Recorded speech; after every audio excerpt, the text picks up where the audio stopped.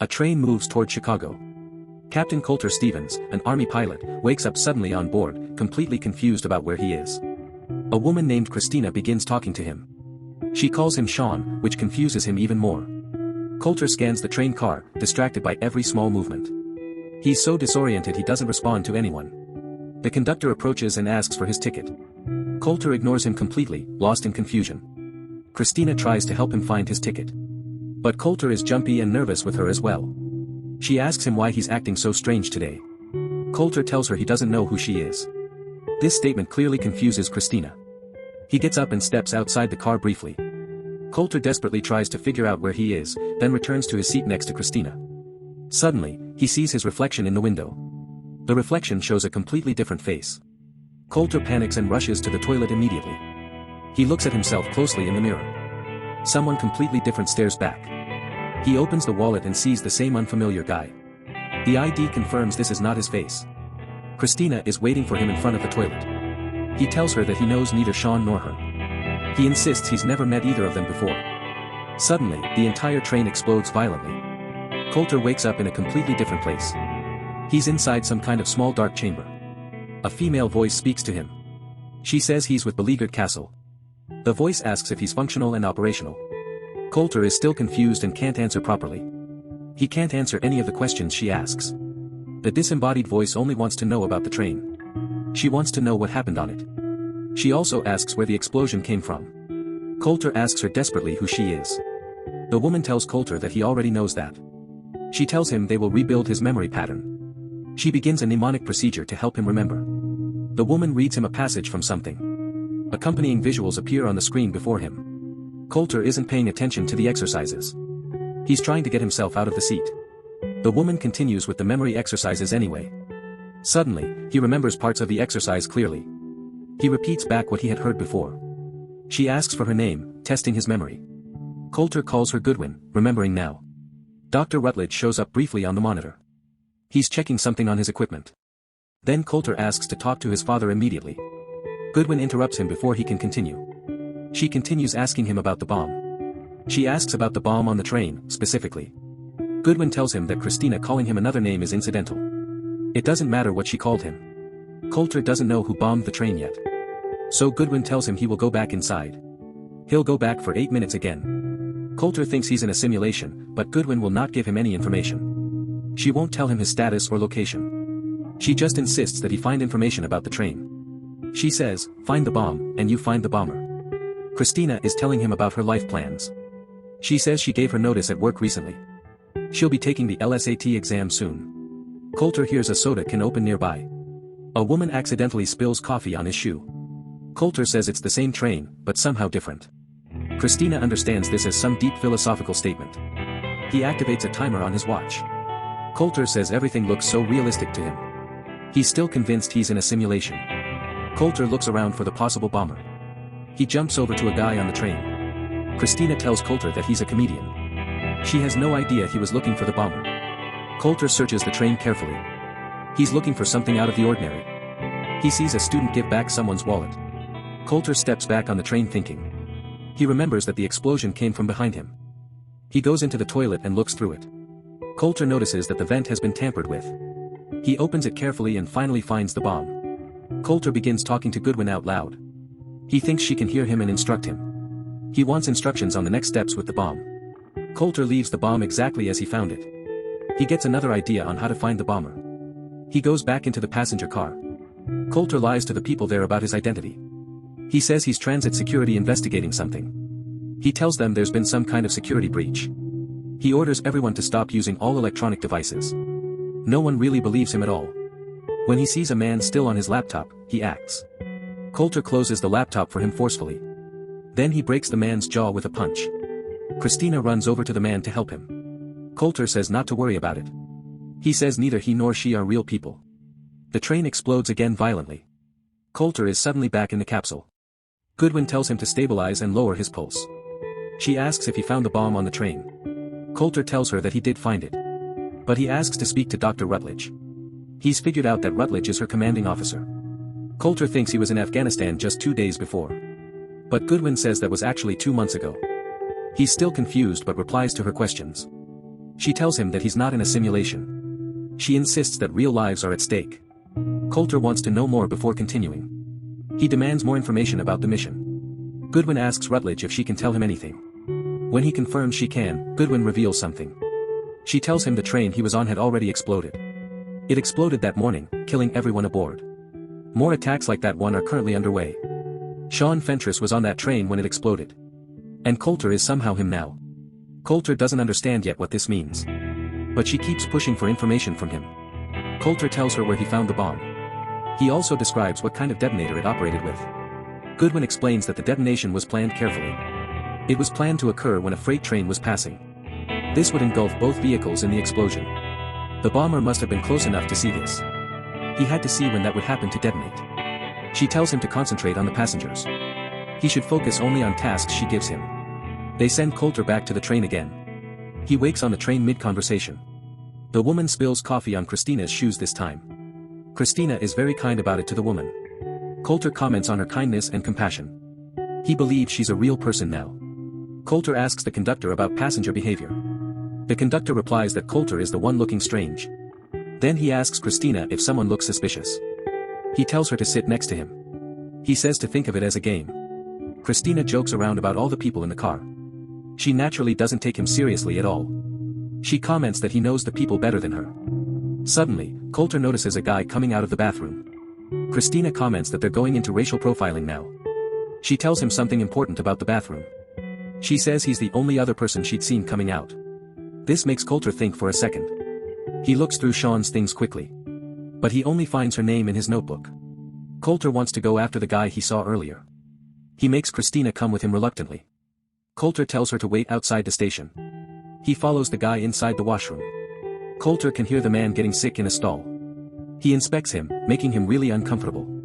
The guy leaves with Coulter following after him. Coulter joins him at the bench where he's sitting. He asks to borrow the man's phone. The guy asks to be left alone and leaves.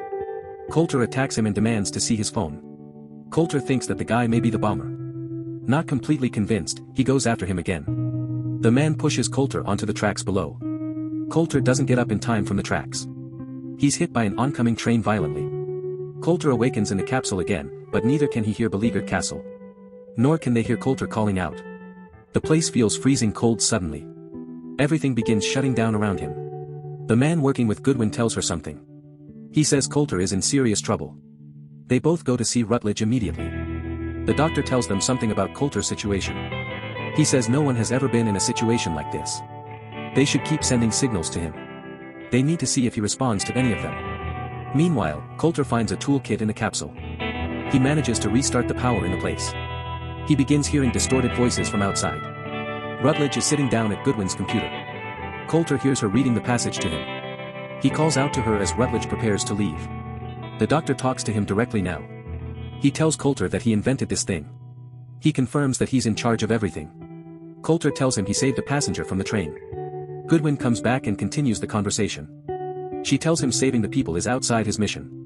Coulter insists that Christina survived the explosion. But Rutledge explains something crucial. She survived only in the source code. When asked by Coulter what that means, Rutledge explains. He tries to simplify it for Coulter to understand. Source code is not a time travel machine. It's something more similar to time reassignment.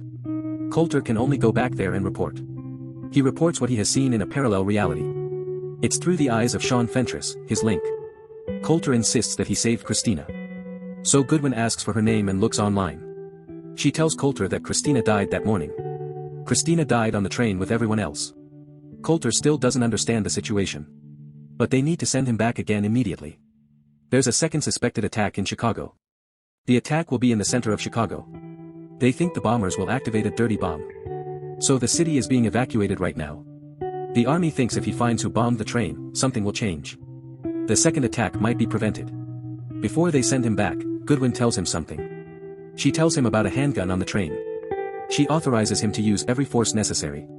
When Coulter wakes up on the train, he's disappointed. He's very disappointed to see Christina there. They talk a little and something becomes apparent. He's slowly falling in love with her. Coulter has a mission though and gets up. He goes looking for the gun Goodwin mentioned. He finds it exactly where Goodwin told him. Unfortunately, the conductor catches him immediately. The conductor catches him getting into the safe. Coulter points the gun at the conductor. But the second conductor electrocutes him from behind. Coulter wakes up on the train again. He sees Christina next to him asking what happened. He doesn't know what to tell her now. Coulter knows he's running out of time fast. So he asks her a philosophical question. He asks what she would do with 1 minute left to live. Coulter tells her he would call his dad. He would tell his dad he's sorry for everything. Christina tells him that everything will be okay. The bomb explodes on the train again. Before he wakes up in the capsule, something happens. Coulter has some strange visions involving Christina. He tells Goodwin the gun wasn't the best idea. He says he wants to speak to his dad. She brushes him off, saying she will try. Coulter asks her how he is doing physically. He doesn't understand the process anymore. Goodwin moves aside to show him something. She shows him where he is being kept. She tells him she hasn't been on the other side. She hasn't been on the other side of the source code. The specifications are tremendously narrow for a viable candidate. Goodwin doesn't want to waste more time. After she assures him that he's doing good, she acts. She sends him back to check through passengers' things. Coulter is back on the train and gets to work faster. He draws the military patch Goodwin showed him. Christina approaches him curiously. Coulter asks her to look for his friend. He gives her his real name to search for. Suddenly, he becomes suspicious of a guy on the phone. He goes over to him and searches through his bag. Coulter is looking for something specific. Coulter notices a woman has a bag from an army medical center. He goes up to talk to her about it. He asks her about the letters on the patch. She tells him it stands for Air Force. The N stands for Nellis Air Force Base. Coulter asks her for her phone to make a call. He calls Nellis Air Force Base directly. He asks for Dr. Rutledge specifically. Coulter tells the operator his real name. He says Captain Colter Stevens is calling for him. Christina finds him with important news. She tells him about the friend he asked her to search for. The friend he asked her to look for is dead.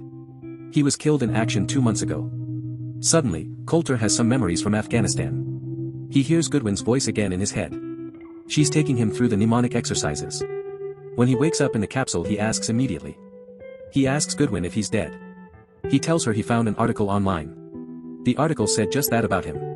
It also said his father received a medal for him. She tells him he needs to focus on the train. She insists everything else is irrelevant now. Coulter insists on knowing the truth about himself. Goodwin tells him part of the truth finally. She says part of his brain is still active. But his body is just a manifestation. Coulter asks if he's imagining the capsule too. He asks if he's imagining he's in the capsule. The thing begins to fall apart around him. Goodwin confirms that the capsule is also a manifestation. She doesn't tell him where his actual body is. Rutledge intervenes in the conversation. He says they need to send him back immediately. They need him back on the train now. He must prevent another attack from happening. Coulter still doesn't agree with how source code works. He tells Rutledge he called him from the train. The doctor tells him he didn't receive that call. If he did, it would have been a different reality. The Rutledge receiving that call would be different entirely. Coulter needs more convincing about the ethics. So the doctor tells him about the project. The project was sanctioned by a military court. Furthermore, he tells the Air Force captain something. Many other soldiers would love this opportunity. It's more preferable than death itself. They could continue serving their country. Coulter's retort to that statement is powerful. He says for many soldiers, one death is service enough. Rutledge promises him something important. He promises to let him die if he finishes. Rutledge makes a statement. He says 2 million Americans depend on them. If Coulter doesn't value his own life, he should value theirs. Then Rutledge proceeds to take Coulter back repeatedly. He sends him back on the train over and over. There's no rest period in between attempts.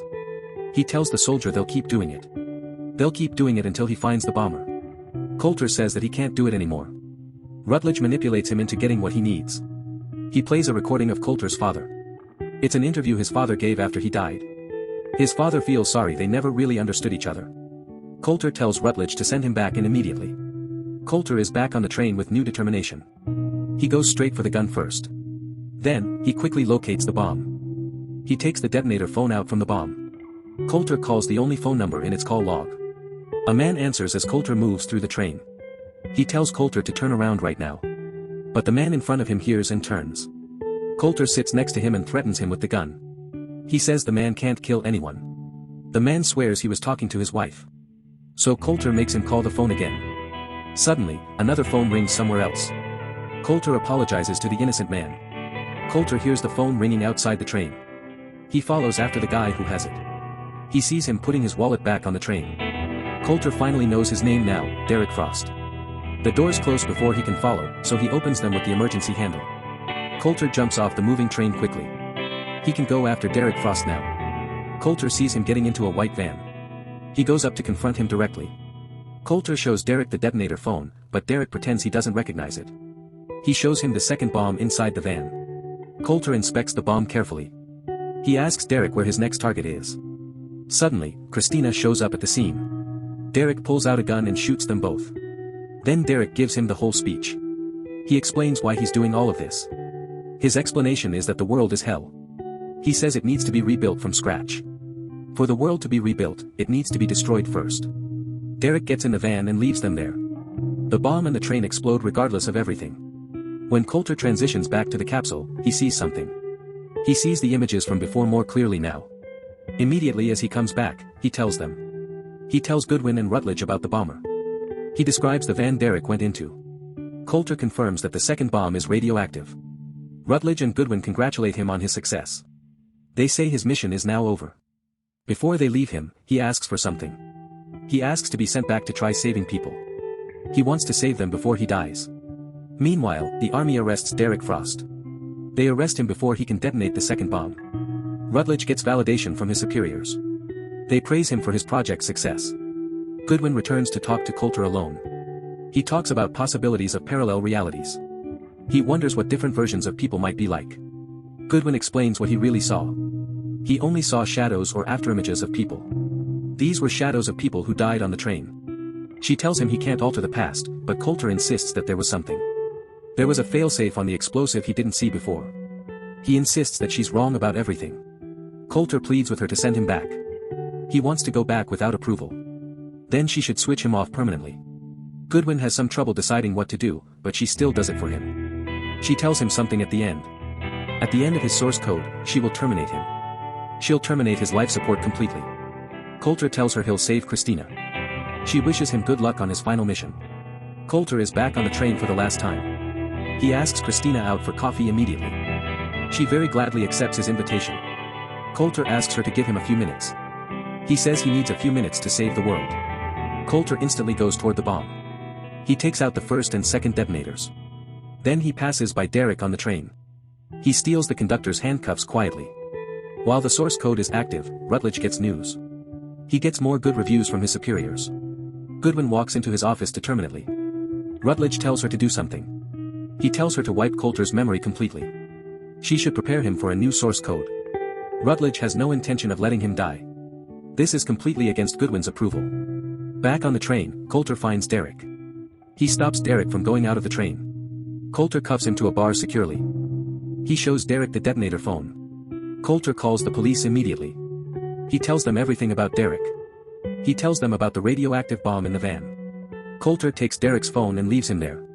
He sends an email to Goodwin from Derek's phone. Then, Coulter calls his father. Coulter tells his dad he's a friend of his son. He says before Coulter died he wanted to say something. He wanted to say that he was sorry. Meanwhile, Goodwin goes to where they're keeping his body. She opens the chamber to see him. She sees the terrible state that he's in. Coulter's dad tells him something through the phone. He says he wishes he'd told Coulter he loved him. Coulter goes back to Christina on the train. Rutledge gets a call that Goodwin is with Coulter. He asks for MPs to join him at Coulter's chamber. Rutledge tries to unlock the door urgently. Goodwin waits for Coulter's 8 minutes to run out.